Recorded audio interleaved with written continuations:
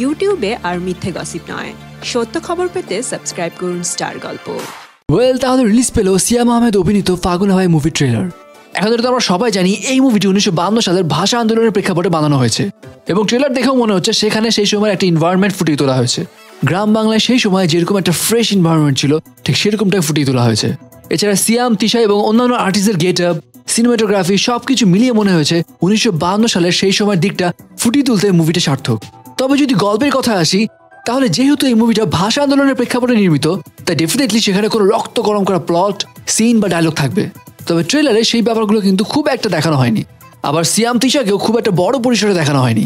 হয়তো এমনটা করা হয়েছে মুভির সাসপেন্স মেনটেন করার জন্য। এছাড়া ট্রেলার দেখে তো আর পুরো গল্প আন্দাজ করাও সম্ভব নয়।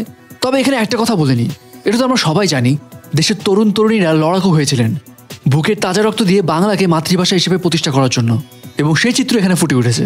তবে এখানে একটা কথা না বললেই নয়, ট্রেলারে বলিউড অভিনেতা ইয়াশপাল শর্মার যতটুকু ঝলক দেখা গেছে সেখানে তার অভিনয় কিন্তু দারুণ লেগেছে। একেবারে সেই সময় যেরকমটা ছিল আর কি, বাংলা ভাষা বাদ দিয়ে জোর করে উর্দু বলতে সবাইকে বাধ্য করছিলেন তিনি। সো ভিউয়ার্স, ফাগুন হাওয়ায় এই মুভি ট্রেলারটি আপনার কাছে কেমন লেগেছে কমেন্টস করে জানিয়ে দিন আপনার মতামত। সাবস্ক্রাইব স্টার গল্প আর বেল আইকনে ক্লিক করতে ভুলবেন না।